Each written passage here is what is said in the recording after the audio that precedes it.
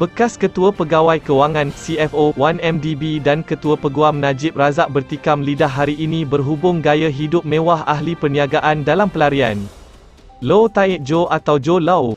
Pertikaman lidah antara saksi pendakwaan ke-12 Azmi Tahir dan Muhammad Syafiq Abdullah itu berlaku ketika perbicaraan rasuah wang 1MDB 2.28 bilion ringgit terhadap bekas Perdana Menteri itu di Mahkamah Tinggi Kuala Lumpur hari ini. Ia bermula ketika pemeriksaan balas terhadap Azmi, apabila Syafiq bertanya jika dia ada berasa sangsi tentang wang berkaitan 1MDB yang didawat di belanja Jo Lau. Syafiq mendakwa parti-parti anjuran Jo Lau menggunakan wang seperti ia milik datuknya sendiri. Dia juga membangkitkan pelbagai laporan berkaitan, antaranya berkenaan parti campan di Sti Tropez di Perancis pada 2010, di mana Jo Lau dilihat menari dengan selebriti Paris Hilton. Syafiq mendakwa sebagai CFO 1MDB pada 2012 hingga 2017. Azmi sepatutnya bimbang dengan kebarangkalian dana 1MDB digunakan untuk parti-parti mewah itu. Memandangkan dia menganggap ahli perniagaan itu sebagai wakil kepada Najib, Azmi kemudian menjawab yang tanggungjawabnya pada masa itu adalah transaksi kewangan 1MDB, bukannya kehidupan peribadi Jo Lau. Anda tanya tentang parti, kegiatan sosialnya, sama ada seseorang dalam kerajaan selaku pemilik 1MDB menerusi Menteri Kewangan diperbadankan membenarkannya. Tetapi itu kehidupan peribadinya. Saya tak tahu tentang wang yang dia, Jo Lau ada, kata Azmi.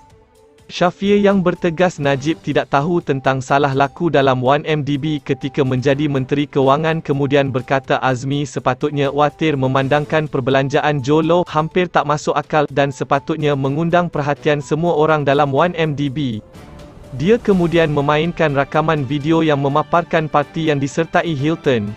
Syafiq, saya katakan yang ini sepatutnya menjadi kebimbangan pengurusan 1MDB termasuk Azmi yang individu, Jo Lau yang mengendalikan 1MDB mempunyai gaya hidup seperti ini. Azmi, itu kehidupan peribadinya. Di sini kita ada ahli politik dengan kehidupan peribadi yang meragukan. Syafiq kemudian membalas yang Azmi sepatutnya mengambil berat tentang perkara itu memandangkan kedudukan kewangan 1MDB dalam keadaan dipersoalkan semasa itu. Itu kehidupan peribadinya. Kami pengurusan 1MDB ambil berat tentang syarikat, bukan kekayaannya, Jo Lau, kata Azmi. Sambil menambah gaya hidup mewah itu tidak semestinya ada hubung kait dengan 1MDB. Dia bagaimanapun mengakui jika diimbas kembali, gaya hidup mewah itu memang nampak meragukan. Syafiq kemudian membayangkan yang Azmi bersikap cuai jika dia tidak mengikuti laporan berita berkenaan gaya hidup Jo Lau. Dia malah mendakwa saksi itu bersubahat dengan Jo Lau untuk menyelewengkan dana 1MDB. Syafiq, sebab kenapa anda, Syahrul dan Hazem, dua bekas CEO 1MDB tidak pernah membangkitkan perkara itu kepada lembaga pengarah 1MDB kerana anda bimbang kerana anda juga terlibat terima rasuah daripada Jo Lau? Azmi, saya tak setuju.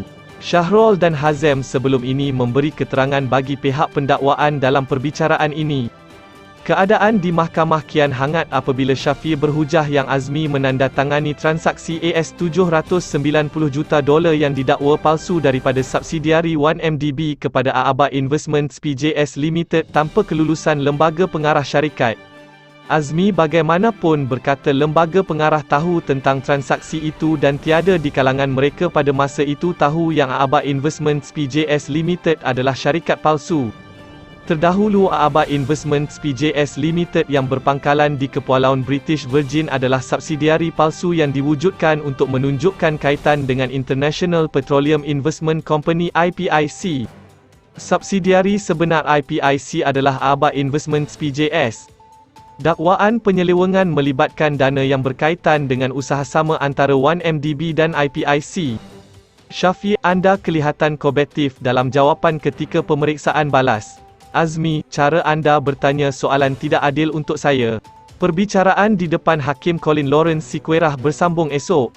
Najib kini dibicarakan atas 4 pertuduhan salah guna kuasa dan 21 pertuduhan pengubahan wang haram melibatkan 2.28 bilion ringgit dana 1MDB. Terima kasih kerana menonton.